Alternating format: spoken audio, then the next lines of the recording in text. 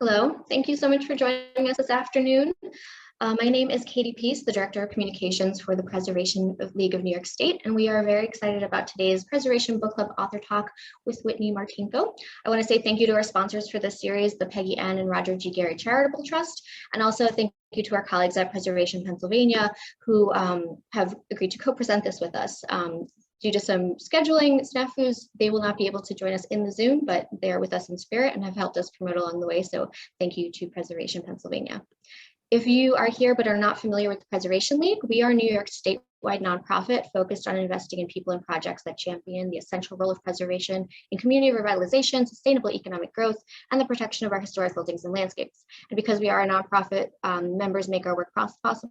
So thank you to everyone who supports us in whatever way you choose to support us. And we do our statewide work in lots of different ways, from technical services to grants, our 7 to Save program, which lists endangered sites across the state, which we just announced. So check our website for that. Our Excellence in Historic Preservation Awards, which we are currently accepting nominations for until next Friday. So if you know of excellent preservation in New York State, please nominate.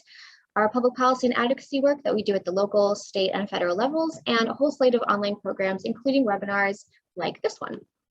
So today we'll be joined by Dr. Whitney Martinko. She is an associate professor of history at Villanova University. She teaches about the early United States, environmental and urban history, material culture, and public history. She earned her degrees from Harvard and the University of Virginia, and she co-hosts the Professor and the Practitioner series on the PreserveCast podcast with Nicholas Redding of Preservation Maryland. And today she will be joining us to talk about her book, Historic Real Estate, Market Morality, and the Politics of Preservation in the Early United States. This book kind of dives into the early stages of preservation and what it looked like in early America, how people decided to preserve sites or not, and what the ramifications are for the field today.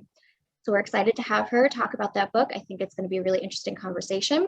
After Whitney's presentation, she'll be joined in conversation by Sarah Morrison, a heritage resource consultant that you may know from her work with dismantled preservation. If you are not familiar with Sarah, this is your note to get familiar with her. She is great. She believes that if historic preservation is not accessible, it is neither relevant nor revolutionary, an idea that I think we can all get behind. So Sarah will join Whitney to help facilitate audience questions. If you have questions while Whitney is speaking, please do drop them in the Q&A box. I will be monitoring the chat, so general comments, things like that can go there, and I'll drop links there as necessary if anything gets brought up.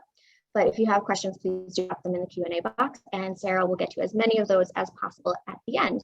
This webinar is being recorded, so if you can't stay for the whole thing or just enjoy yourself so much that you want to share it with all your friends, you will be able to do that. It will be live on our YouTube channel and on our website by tomorrow, so you can find it there. And with that, I am going to hand things off to Whitney. Great, thank you so much for that lovely introduction.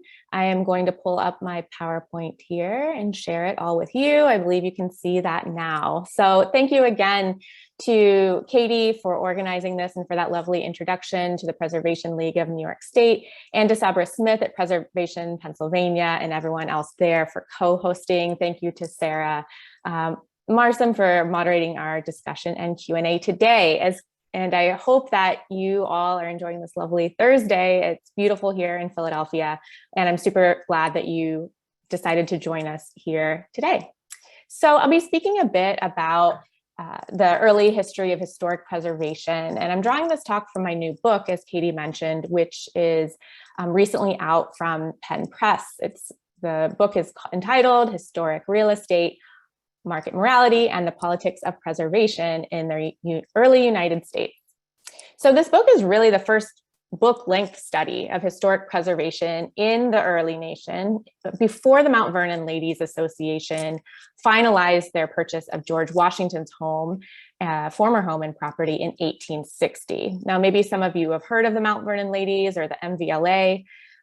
Many people look to this as a moment that many historians identify as really the birth of what many people call the preservation movement in the United States. So the history that I put together comes before this, and I think it's more than just a prelude. I think it really is a distinctive era and a really important conversation that is standing on its own terms well before the Mount Vernon Ladies organized in the 1850s. So my book ranges across a lot of sites, from the Hudson River Valley to the Ohio River Valley, from Boston, Massachusetts to Charleston, South Carolina, and a lot of places in between. Today, I'm just going to give a really brief sampling of some of these sites in my talk to hopefully whet your appetite for those of you who haven't had the chance to read the book. And maybe if some of you have had a chance to take a look at it, it will provide some reminders of the various sites that I cover and some fodder for our conversation today. So the central argument of my book is that many residents of the early United States really engaged in what they called preservation and what they called preservation of historic sites. What I found in doing my research was that they really engaged in the debates over the fate of historic buildings to work out practical applications of a central problem of many people who are living in the United States after the Revolutionary War. And this was a problem that many people across what we might call the early modern world and the Atlantic world tried to address in this moment. And that relationship was the relationship between the so-called public good and private profit. So historic preservation is much older than the United States, of course, but in the decades after the War for Independence, historic sites made really compelling locales to test this correlation, right, about how to serve a public good and private profit, because these were places where the fabric, the materiality of the past met with the materiality of the market economy. So places like churches and houses, Indigenous earthworks, town squares, all of these types of places weren't just symbols of the past in the early nation or vessels for memory. They were also considered to be real estate in a fully commoditized environment. And so in the early United States, people who identified themselves as advocates of historic preservation, they wanted to make these places permanent to their mind as a principal strategy for creating what they envisioned as sort of a new order of property and a new order of power that many people, a really diverse amount of people, diverse types of people, were concerned with after the Revolutionary War. So these advocates of historic preservation really defined architectural permanence achieved through preservation as a statement of what they would call civic virtue, right? A willingness to balance communal interests with personal interests. And in this way, I argue in my book, these early advocates of preservation were really trying to find some way that they believed that they could make sort of this new, this burgeoning capitalist economy moral to their mind. And now here I want to make clear, right, that I'm not saying these people who were advocates of early preservation were moral or even were not moral, right? As a historian, I'm not trying to sort of achieve those labels, but I am interested in the construction of how many people started to define historic preservation as a way to make a capitalist society and a capitalist economy moral, and how people deployed these language and strategies in the 19th century. So as I mentioned today, I'll give a sort of a couple of examples of some sites that I study in my book and stories that I spin out much more fully in the text. But I do want to highlight that what I found in my research was that a variety of men and women addressed their growing concerns about how changing economic practices and changing economic values affected society. And they did that by turning to types of sites in the early nation that really encapsulated their anxieties about the effects of the economy on social connections, social relationships. And what I found was that this focus of historic preservation focused on three types of properties that developed at different moments in time. These were corporate properties that were owned by collective entities, commercial sites that were embedded in new marketplaces that were developing in the early 19th century, and domestic spaces, old houses, but also old family estates. So let me give you some examples of these types of sites that I studied before I turn to what I think that this new history of historic preservation has to say about preservation and how we think about it today. So starting in the 1780s, the first types of property that early Americans really homed in on for so-called preservation efforts were public historic structures owned, as I said, by corporate entities. things like town squares held by land companies, municipal cemeteries, landmark houses of worship, and governmental buildings. So here we see some examples of those types of sites. In the upper left-hand corner, you see what was formerly a town square in Marietta, Ohio, that was turned into a public cemetery. Below that is the synagogue in Newport, Rhode Island, often called the Toro Synagogue. And on the right, many of you may recognize what we now call Independence Hall, that in the early 19th century was more commonly known as the Old State House, the Old Pennsylvania State House. So these sites all attracted the attention of city residents in the first decades of the early nation because their fates were really bound up in the relationship between state authority and local self-determination. This was really embodied by these corporate properties, right, that were considered to be public. So when residents established cities, whether they were aspirational, like Marietta, Ohio, or pretty major urban centers like Philadelphia, they often debated the material ways and the legal means that they could use to make these sites permanent, in their words. And when they did so, they engaged in larger debates about how they might define and even enforce principles of corporate governance in the early United States. So I'll just dive a little bit into the example of Marietta, Ohio. Here you see a map that was drawn, an urban plan, I should say, that was drawn in 1788 by Rufus Putnam. He was a member of the Ohio Company of Associates, big group of New England men who served in the Revolution, who claimed territory in what the United States called the Northwest Territory after the Revolution. When these men, who were really land speculators, went to this spot at the junction of the Ohio in the Muskingum River, they decided to build their new town of Marietta, Ohio, around earthworks. These are geometric landforms built by Indigenous residents of this area in previous centuries. And so people like Rufus Putnam said, oh, these earthworks, these are evidence of antiquities. This is evidence of ancient America, and we're going to build our new town around these as monuments to the past.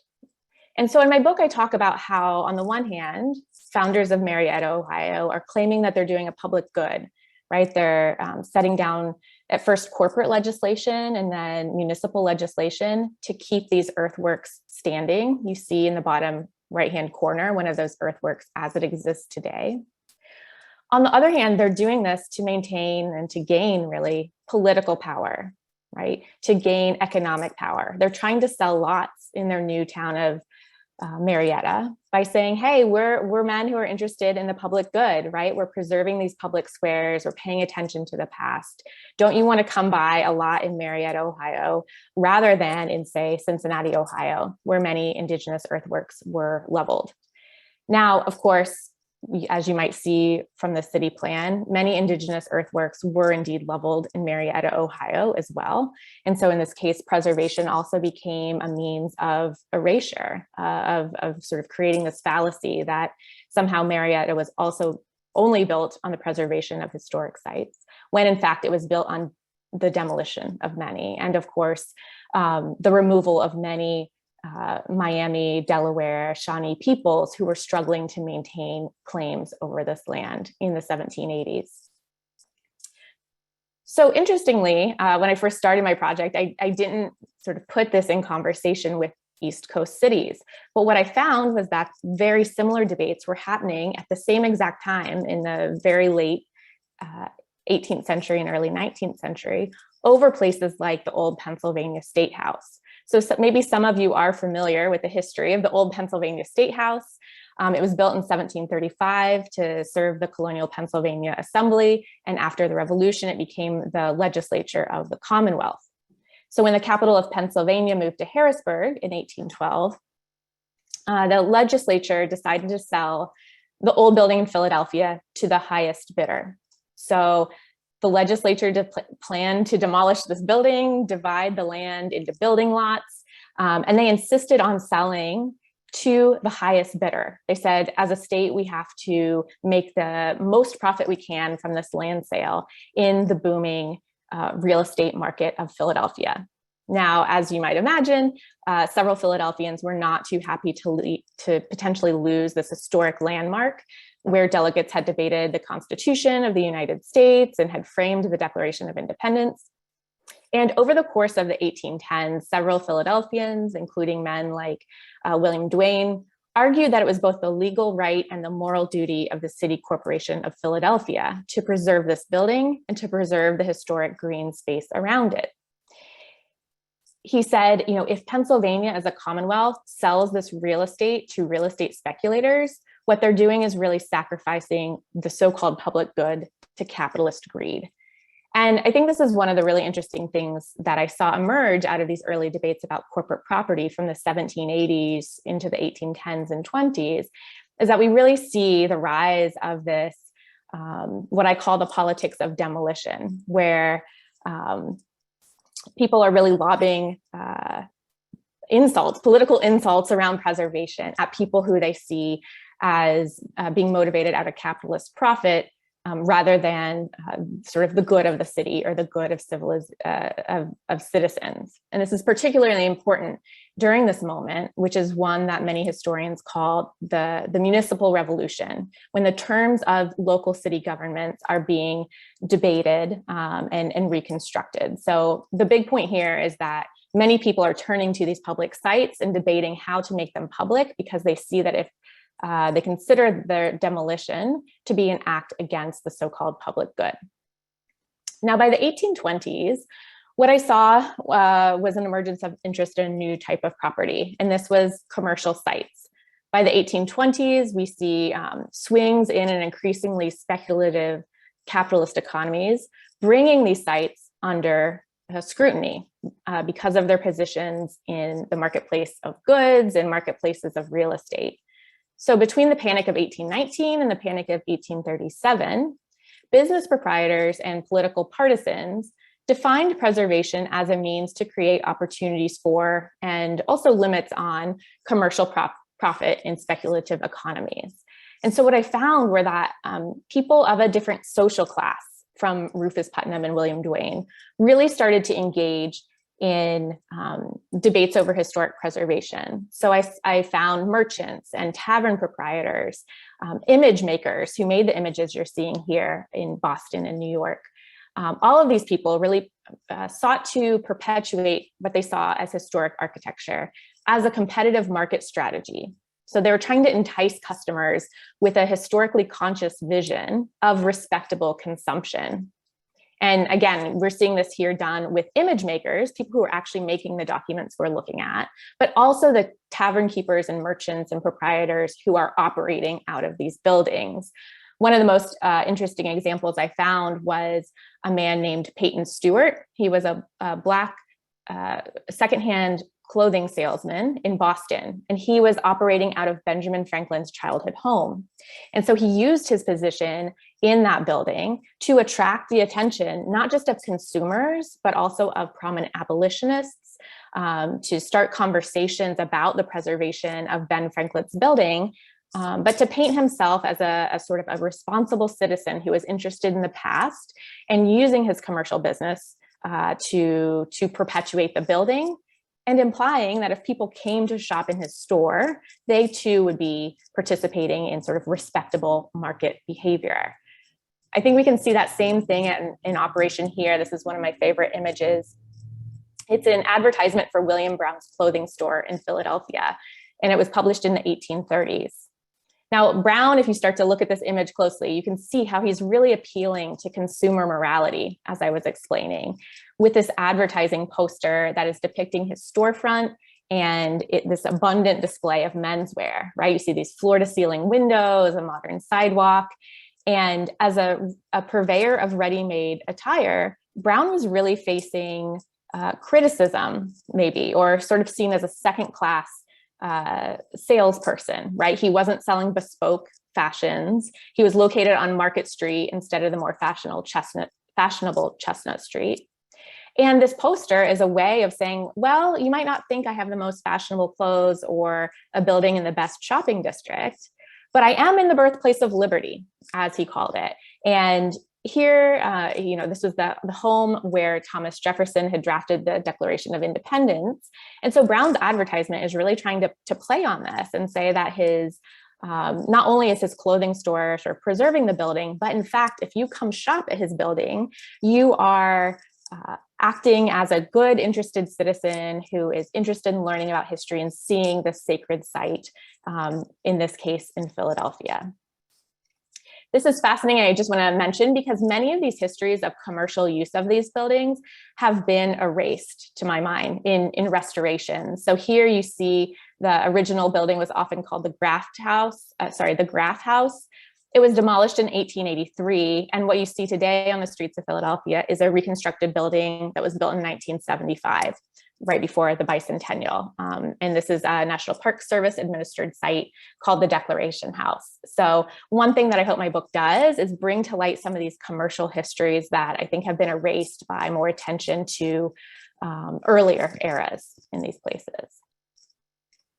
Now, some contemporaries of William Brown, that clothing proprietor, argue that historic sites should be set apart from commercial enterprise. And partisan political writers in this moment are lobbying insults again at men who are bringing commerce into what they say should be sacred historic sites. In my book, I talk about Carpenter's Hall in the 1820s. There's this great account of a congressperson, a congressman from New Jersey in 1829, traveling through Carpenter's Hall. And here you see it's restored space, right? It's meant to sort of evoke the 18th century Carpenter's Hall. But in the 1820s through the 1850s, it was inhabited by an auctioneer. It was an auction house. And so from these political criticisms in this era, we get the sort of the emergence of this idea of historic interiors as being interesting and places that should be preserved apart from commerce. And I think that this is a strain of preservation we can recognize from conversations in our preservation rhetoric today. But by the 1830s, as I mentioned, we start to see this pushback against commerce that has been an incursion into sites. And I just wanted to show this print because I think it's so great, because historic preservation, the preservation of old buildings, often gets contrasted with the building of these sort of big new neoclassical buildings. Here, for instance, the Second Bank of the United States. And so often advocates of historic preservation are setting themselves up as people who are working, as they say, against mammon worship, against these capitalists who are printing money, who are charting all these banks, right? So something I want to stress is that commercial sites are really important because they help people participate in these broader questions about political economy, about banking, about real estate development that we see as crucial to defining economy and society in what we might call the antebellum era. Now, I mentioned a focus on historic interiors.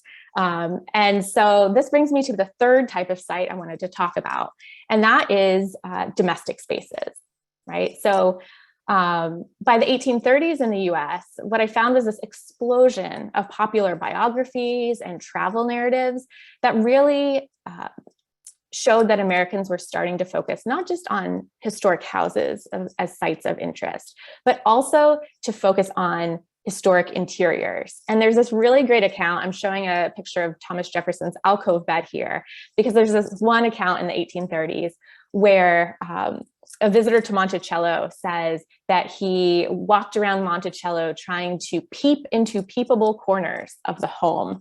And over, I found in journals of people who were living in historic sites like Monticello, where Uriah Levy was living, they recorded and saying, strangers showed up and tried to open my front door. I found these, I could see people's faces peeking in my windows. So you might imagine that this is becoming a huge detriment in the 1830s to people who are increasingly seeking domestic privacy as a marker of respectability, right? Nobody in the middle classes or upper classes, once strangers traveling and like peeking in the windows of their homes. And so what I argue is that by the 1830s, groups of middle-class men begin to get together and form voluntary associations. And they start to form voluntary associations specifically to buy historic houses and preserve and open their interiors as public spaces. This is one way that people try to get around the issue of public interest in private space. What we're seeing by the 1830s is proposals for what are basically house museums, we might call them. So these men make plans for public house museums at a moment when women are exerting more and more authority over domestic economies. So it's really interesting that we see this emergence of, again, sort of what we might call house museums among interest from men. And what I argue is that men's plans for house museums really are sort of a way of them pushing back against increasing women's authority in home spaces and inventing a mode of civic housekeeping, which is a topic that I think many people point to coming up later in the 19th century. Now, this interest in domestic interiors, we might contrast with what I discuss in my final chapter of the book. And that is what happens to ancestral estates, and really a focus on the estate as a house and the surrounding grounds. So wealthier heirs of ancestral estates in the 1830s and 40s and 50s, what I found is that they developed new modes of what they called historic preservation through the domestic and rural architecture of rural improvement. Right. And by using this, they really position themselves as patriarchs for a new generation. Again, often erasing histories of women, erasing, their sisters and their aunts because they themselves inherited the family estate. So by the 1840s, many Americans saw an estate preserved in an individual, in a private family, as a rare thing. The revolutionary generation had defined land ownership and sort of widespread land ownership as a necessary feature of a modern republic, right? Political leaders had shaped estate laws to encourage the dispersion of land. And so when men such as John Collins Warren found themselves to be the heirs or to have inherited these large family estates, they really wanted to position themselves as distinctive leaders of society, right? They had a rare family estate that they wanted to position as being, so-called intact from previous generations. But interestingly, they didn't necessarily just preserve the house. What many of them did was to demolish the original house and build a new house on top of the old foundation. So here I'm showing you a picture of the Warren House in Roxbury, Massachusetts, as it looks today, although I took this picture almost a decade ago. That's hard to believe. John Collins Warren inherited a clapboard farmhouse that was the Warren House, known as the birthplace of his famous uncle, who was a revolutionary martyr. And in 1846, he decided to preserve this house, not by reinforcing it, but by building what I would call a domestic monument to it in the style of Andrew Jackson Downing on the site. And so again, I have his private journals. He recorded how he went through the house and thought about whether he should preserve it or not. And he ultimately decided to destroy it. He collected pieces of the old house and built a small miniature model with relics of this house. And then he built this new house on top of it. If you look carefully, you can see two inset marble slabs between the first floor and the second floor between those windows. And so on the facade of this house, Warren wrote basically a tombstone for the old house. He traced its history on those marble slabs that are engraved and ended it by saying, and here I'm quoting from the slab on the right, "The original house being in ruins, this house was built by John C. Warren, MD, in 1846, son of the last named person on the slab, as a permanent memorial of the spot." Now, Warren had no intention of living at this home, which is what I find really interesting. In fact, he built it as a rental property, and then he sold off the land around it into building lots, right? So this is a crucial part of the development of Roxbury, Massachusetts, which was at this point in the 1850s becoming a close suburb of Boston. And so Warren directly profited from increasing the status or sort of the notoriety of this family house as a new house, but also he profited not just from renting it, right, but of selling off pieces of this estate. And in this chapter, I look at a number of other houses and men like Warren who profit from similar sales and real estate deals.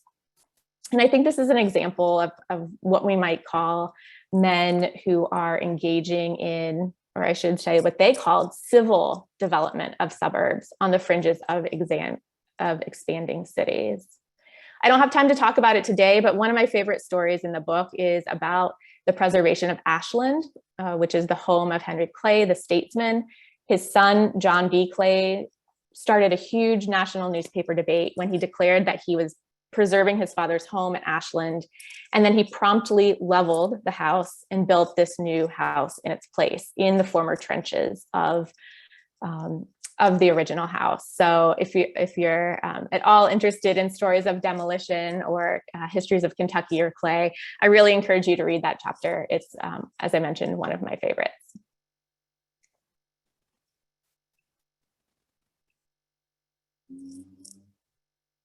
So the epilogue of my book is a reframing, as I mentioned, of the Mount Vernon Ladies Association and their efforts to purchase George Washington's estate. So if we're talking about the significance of this history within broader histories of preservation, I would say that one significant point is that the Mount Vernon Ladies Association was not somehow this birth of the preservation movement whole cloth.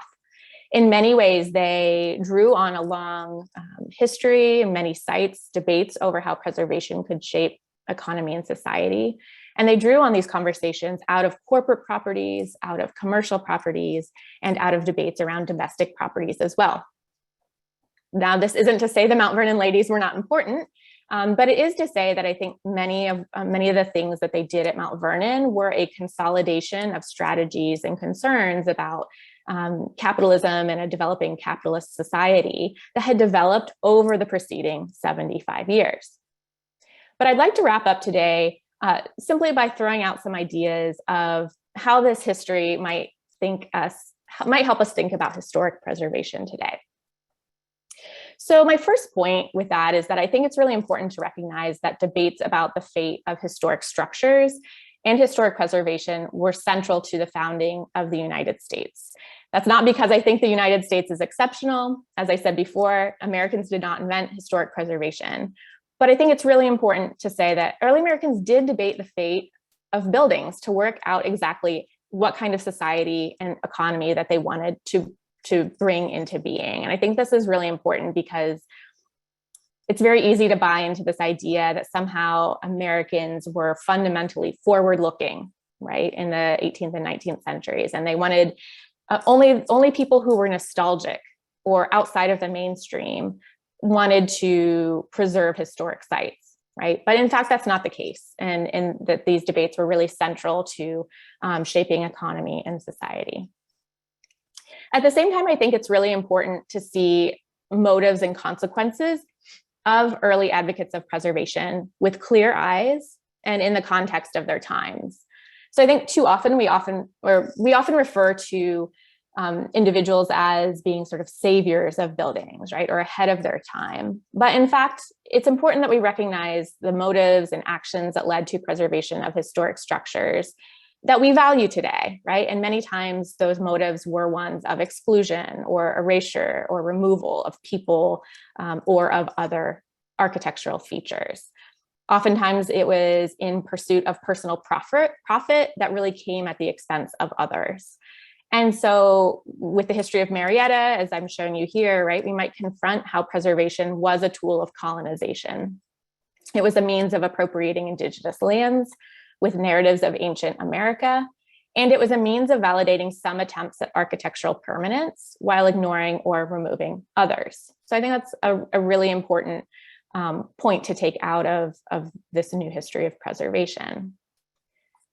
I think another important point would be to confront that the fact of confronting complex histories of sites, considering histories of both material change and the language used to describe this change, can bring to light exclusions and transformations and demolitions from the past, right? So the way of talking about the history of historic preservation is in fact a way of bringing more complex histories to light.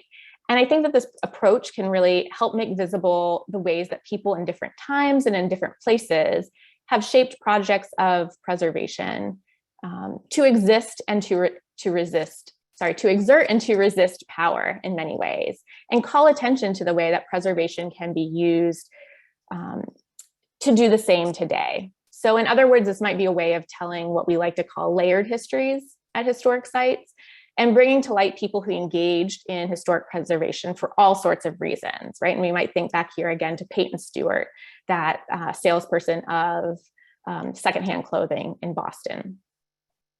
And ultimately, I think that this strategy can help a wider variety of people see how historic places can matter to them, and can help to make arguments about what variations of material, of fabric of buildings and sites can constitute a historical integrity of a building. And finally, I think that a new history of preservation can really help us to see the decisions that we ourselves are making as historical actors. So I don't know if anyone remembers this article from The Onion that was published in 2017 when Amazon was looking for a second headquarters. But I almost fell out of my chair when I first read it in 2017, because the joke is basically that Mayor Jim Kenney of Philadelphia has tried to court HQ2, right, the second Amazon headquarters, by leveling historic Center City, Philadelphia, right? And it's a quote like, "Oh, don't worry, we leveled Independence Hall, but people can get on trains and go 30 miles away to see the relics from Independence Hall," right? So it was a very funny article, but I think that it also points to the ways that many of the debates in preservation that we're having today happened 200 years ago, right? That people 200 years ago almost did level Independence Hall to promote economic development. And so when we think about the so-called public good of preservation, we should be thinking and be aware that we are historical actors, right? We should think about who we hire, how much we pay them, who we invite to the table, why exactly we feel so passionately a certain building should stand the test of time, and how. And in Philadelphia, we're here, we could say we're facing a crisis of demolition in the built environment, but I think we're also facing a crisis of inequality, right, in sort of wealth and in labor practices of preservation, and in many places in sort of the whiteness of preservation today. So looking at the past should help us confront many of these issues. And to my mind, we might look to fields like sustainability and maintenance, ethics of care, and environmental justice as a way that historic preservation can address its legacies and envision a more broadly inclusive vision of what we might call the so-called public, right? Any model, however, I think history can help us to see how our fundamental definitions of preservation are an ethic that helps us constitute economic and social values in our world today. And in turn, I think it can help us also see how our approaches to preservation are ultimately a statement of how we value people, not just buildings.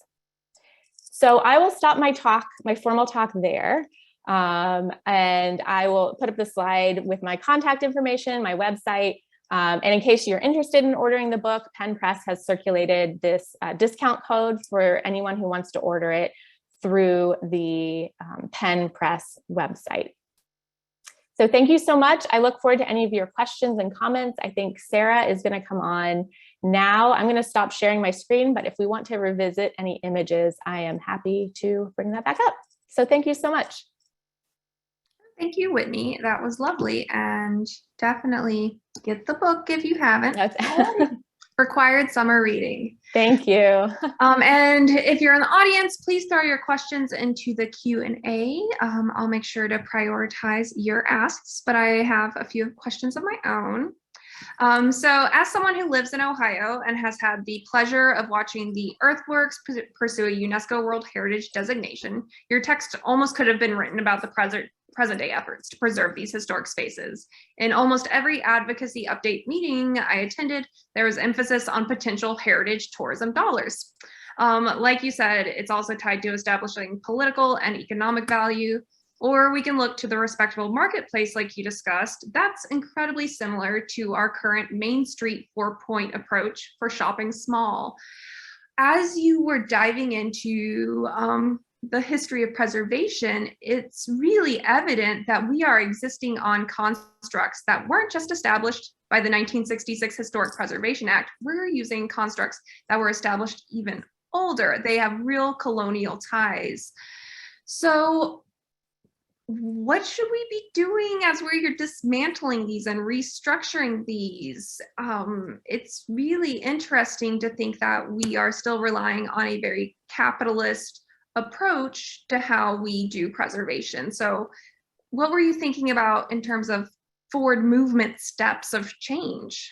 Yeah, that's a great question. And I think that there are a lot of different answers to that. And I don't pretend, I think that the intervention that my book seeks to make is to ask that question, right? So I don't know that I don't have any hard and fast answers about, where do we go from here? But I think that broad principles that I can draw out of that, one of them, as a historian, as a humanist, is to think about language as much as sort of substance, right, or structure, and to think about how language and materiality, we might say, or profit relate to one another. So how we talk about things is really important. And I think that is maybe, I don't want to say the first step, but maybe one of the early steps we should take, right? So thinking back to the Unesco debates in Ohio, I'm familiar with those in part because I'm from Chillicothe, Ohio. And I know that, Chillicothe has many earthworks and many sites that are interested in pursuing that status. And that is true in part because it's in many ways, an economically depressed place, right? And in that way, I mean, gosh, we can look at legacies of colonization and of capitalism and why certain places preservation could potentially be a way forward, right? So we can say, well, why is the Chillicothe, Ohio economy like it is, right? Why does this seem to be a valuable or attractive way to move forward? It can also say, well, who is really going to get these new jobs, right? Who will bear the impact of increased tourism? We could draw a line to Falmouth, Jamaica. So when I was in graduate school, I did architectural fieldwork through the University of Virginia's architecture school in Falmouth, Jamaica. And one of the big reasons for documenting and working on the built environment there was because a cruise ship line was going to start docking there in 2011, right? And so a lot of these same questions of, well, who will get jobs in a heritage economy? What sites should be preserved? How should licensed tours work, right? All of these questions, I think, we sort of have to pay attention to like why these questions are important in particular places. And that has to do not just with the history of preservation, but with deeper histories of politics and economy. So that's not really a way of saying this is how we move forward, but I think paying attention to both language and also local histories of sort of why things are as they are now is really important. Could not agree more. We got to where we are for a reason. So, I mean, tying to our contemporary resources, it can sometimes feel like historic tax credits are seen as a crown jewel in the preservation toolkit. Right now, Minnesota is in the process of advocating to ensure their state tax credits don't sunset. Preservation Action basically every year lobbies for federal historic tax credits during the annual advocacy day. So while your work focuses on the earlier efforts in preservation and historic tax credits were only established in the 1980s, if you were to do a sequel for the book exploring the more contemporary history of preservation, what type of approaches would you include? Daniel Mackay asks, are there any innovative approaches that are catching your eye that maybe connect to your work or maybe completely dismantle the history you've seen? Yeah, great question. The tax credit question is a really interesting one. I found evidence in the 1830s of some folks in Pennsylvania and of Philadelphia of saying, oh, we need to pursue basically tax exemption for our efforts at historic preservation. the Mount Vernon Ladies Association, and later in the 1860s also pursued tax exemption. So I think it's really interesting that, you know, even things we can say, okay, well, historic tax credits didn't exist until 1980s, but I would love to do, you know, a deeper study on like, well, how did municipalities, for instance, or maybe even states offer tax credits, you know, for all intents and purposes 200 years ago? You know, I think the difference would be thinking about where are these benefits coming from. In the past, it would have been a local level, maybe a state level, whereas now I think there's much more of an emphasis on, you know, since the 1960s, federal legislation, right? In 1980s, federal tax credits, not to the exclusion of states, but I think that the histories of those localities offer maybe some way forward in thinking about those deeper histories of, we could say maybe like direct economic incentives in some ways. And then the new strategies that I've seen as compelling. Some of the new strategies I've seen are most compelling are about materiality, right? So, and I saw someone ask a question about doing like layered histories. So I'm thinking of Minokan in Virginia, which for a while has been doing restorations of architectural ruins with like structural glass, right? And thinking about, you know, are there ways to think of materially in new ways about preservation? So not sort of seeking, and I'm not saying that we all seek restoration, right? But like, what are ways that we can sort of restore, stabilize buildings, right? We can look to Eastern State Penitentiary as like a stabilized ruin as a model of preservation. I think even in thinking about digital reconstructions and digital preservation, we can see historic roots in the 1840s when daguerreotypes were invented, the type of photography. A lot of preservation advocates thought, oh, we can document a building with a photograph, right? It's the real thing, right? We don't have to depend on the human hand. Their words, not mine. But I think we should see all of those types of experimenting with either digitization or fabric materials as something that is not a deviation from some sort of pristine historic preservation practice, but a practice that has been a sort of experimentation that has been happening for a long time. And I think that can be a strategy. Again, I'm not just saying, oh, this is something that has deep roots. Okay, interesting. So what? I think that can actually help advocate for people who maybe don't know as much about preservation, right? Or people who are in, you know, a state house somewhere who think, oh, well, preservation is static, right? It's sort of the original material. And I think most advocates of preservation today don't operate like that, but people who aren't as informed have a different idea of preservation. So I guess what I'm saying is that looking at these deeper histories can actually make the case that these new techniques are not a deviation from historic preservation and can help bring new people on board, I think, who might resist it and say, well, is that really historic preservation? I mean, we could debate all afternoon about what is authentic Mm-hmm. and what's not. Is a reconstruction authentic? Is a building that's had many of the parts replaced authentic? We can debate that all day. I think you brought up a really interesting point in your presentation, once more going back to the mounds, is Indigenous populations being displaced and then their spaces being preserved. And we have these really interesting layers within our preservation systems. I mean, for example, the National Alliance of Tribal Historic Preservation Offices, not all of those are federally recognized tribes, and therefore their funding mechanisms are different. So I kind of think it's like, I'm just thinking like, as we're continuing to reframe things, to reshift things, is there anything that you flat out are like, I researched this, I don't think we should ever do that again? Oh gosh. Throw it out in the wastebasket. Yeah, I mean, definitely. We should not use historic preservation as a means of colonization, right? Like, I think that's a pretty straightforward thing that we can point to, right? And say that as advocates of preservation, I think it's easy to say, okay, we want to use preservation for some sort of good, right? I would say that most people who are advocating for that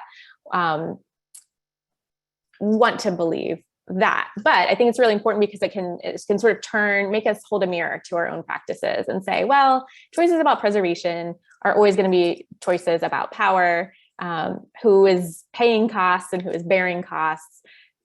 It's not a sort of a blanket good, right? We have to be very careful how we deploy it and thinking about the effects. So I think that is like how histories can help us hold a mirror to ourselves. I also want to, since you brought up sort of Indigenous histories, I wanted to bring attention to the fact that, you know, my book is interested in what people who lived in the United States called historic preservation at the time, right? And I do see a really diverse set of people engaging in this, right? Whether it's diversity in terms of race or class or religion.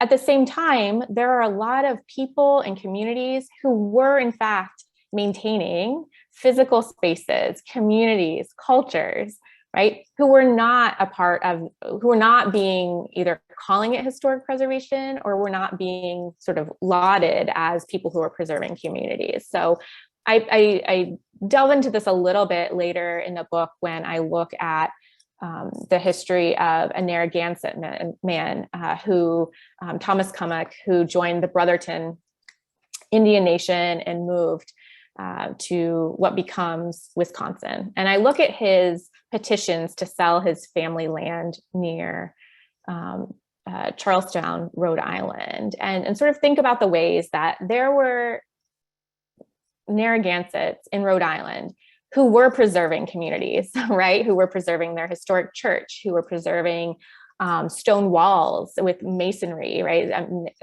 Many Narragansett builders are just phenomenal masons, right? But those efforts were not called historic preservation in the 19th century, right? So I think it's really important to acknowledge that this idea of historic preservation, what I'm trying to do is study the rise of people who identified and were identified in sort of mainstream US national language as doing historic preservation. But what I'm not saying is that those are the only people who were engaging in preservation, or that there weren't sort of different practices that achieved similar ends, right? So I think that's important because I don't want my book to also contribute to like the erasure of people who were doing the work but may not have identified or sort of used that language in the past. So I think that might be important to mention. I think a lot of people, when they think about preservation, it kind of gets phrased as to something that's swooping in and saving something that's vacant or something that's underutilized, compared to, let's look at the Acoma Pueblo in New Mexico. It's just been continuously inhabited since pre-settlement and colonization. So that is preservation, just not the way our brains typically work. We've talked a lot about legal constructs, and we got a question from Camille that I think is really great. How has eminent domain been utilized? From the starts of roads, from trains to, you get a mule and 10 acres. Yeah, that's a great question. In this early era, the case of eminent domain that I was most surprised by was for the Bunker Hill battlefield to be preserved in Charlestown, Massachusetts. So in the 1820s, and this is something I would love to do even more research on, I just did a bit of it, the Bunker Hill Monument Association formed. They were a voluntary association. They incorporated. They tried to buy back land on sort of in Charlestown, right, to preserve this open battlefield. And they were able to buy back some of the land, but not all. And the legislature of Massachusetts passed what was, for all intents and purposes, a law that basically eminent domained some of the land that people, private owners, wouldn't sell to the Bunker Hill Monument Association. So I think that is something that that points to eminent domain being used in this era as a tool for preservation. That's probably earlier than we might expect, but yeah, I'm sure there are later ones too. Yeah, I'm sort of like struggling to come up with other examples, but I know that only becomes more popular as the 19th century progresses. But yeah, that's a great question. And I would love to know if anyone out there has other sort of ideas or examples from earlier in the 19th century. You can feel free to email me. I'm sure we have some Lincoln Highway expert out there. Yeah. Happily give you a history. Yeah. BCOS has a question, Philadelphia specific, but I'm going to expand it because it is a national issue. Why is it so difficult for decommissioned churches to be saved? And do you have any thoughts on these issues? And this ties back to our economies are different, our culture is different. There are churches threatened across the country. How does this work? How do we move forward, especially when historic tax credits aren't the most interested in the modifications to them because that doesn't meet the standards? Yeah, that's a great question. And again, I'm sure that there are people out there who have more expertise in this. I will simply say that I think that the interesting thing about churches to me is that, most of them are incorporated, right? They're sort of like, it's corporate property. And I find it really interesting when, and this happened in the early 19th century over and over, when municipalities that are incorporated, right, churches that are incorporated, both saying, okay, we're acting in the public good, right? What is the public good? Is it to preserve this church building even as something else? Is it to demolish it? What happens with graveyards? And so what I found in the 19th century is that there are a lot of questions about, okay, we're both corporations, we're both charged with serving the public good somehow, right? But we have this different idea of like the public good. We're basically arguing the opposite. So like, how do individuals, corporate leaders, broader communities decide what is the public good, right? Keeping a church in place, even if it's, condominiums, or tearing down a church and putting up a plaque. I think that there's something to be said for just the financial future of churches, right? I mean, like with, I know that for a long time, the Archdiocese in Philadelphia was saying they were actively against any sort of support for preservation of any churches, right? But then it's like, well, is that about the sale of property, right? To sort of keep, is the mission of a church, regardless of what the church is it to, is their mission to like keep their congregation going? How does that relate to the sort of the maybe mission to keep a building going? So I think, and again, those are debates that I saw early in the 19th century about like, well, what is the mission and how does the built environment or how does the building relate to a mission tied to the public good in some way? So I wish I had a better answer, but really all I can say is that I think there's like the material challenge, and then there's like the legal / intellectual challenge of like a corporate body serving the public good. But then, like you said earlier, now we have the added layer of being a sustainable, yes, trying to tie that into preservation. So yep. That's a huge aspect of it that we should be considering. That should be part of every city preservation plan. There should be a sustainability component. Full agree. Yeah, that's like the materiality of saying like, okay, well, to me, sustainability is kind of like, well, that's the obvious public good, right? Like we're all on this globe together. We've got a real climate problem, waste problem, that really does, I think in a lot of ways, affect everyone and affects the most vulnerable populations the most. So yeah, I think sustainability is a huge way of thinking about it, and even roping in sustainability to think about institutional sustainability, right? So can sustainability actually be a conversation where we think about not just the environmental effects of demolition, but where we rope in this idea of like, okay, well, like a church is an institution that needs to have sustainability of, finances and a social network to maintain what it does. So can there be some kind of like compromise or conversation around the idea of sustainability where we recognize the economic and the social components as well as the physical? One example I've seen, we need to wrap it up soon, but one example I've seen in Springfield, Ohio, is they have been pairing congregations, a newer congregation with a waning congregation, and they're just finding times to both use the same old church, kind of just be exploring out of the box. Yeah, that's a great point. So, I mean, I personally just loved your book because, of course, it expands what preservation looks like, but I think it's incredibly important for us to be effective advocates. We need to be informed advocates to make these changes. We need to know our structures. We need to know the Historic Preservation Fund is supported through oil and gas leases, which isn't sustainable, you know. So I just truly appreciated your book for all of that. You really helped expand the narrative, and I hope it's on everyone's reading list. And don't forget, there's a 30% off code somewhere on the website where you registered. Yeah. Pick it up, read it, enjoy it, and maybe we can get Whitney to sign it at an upcoming conference. That would be fantastic. Yeah, thank you all so much for coming. Thank you, Sarah and Katie, for a great discussion and for the chance to speak today. Yeah, thank you both so much. This was a great conversation. And like Sarah said, if you haven't read the book already, please do pick that up. If you go to our website, you'll be able to find that coupon code on our Preservation Book Club landing page. So go to our website, preservenys.org, and you can find all that info. And next month, we'll be back to regular Zoom discussion groups. So we're reading Colson Whitehead's The Colossus of New York this month. Read along with us if you are so inclined. We'll be meeting on July 14th to talk about it.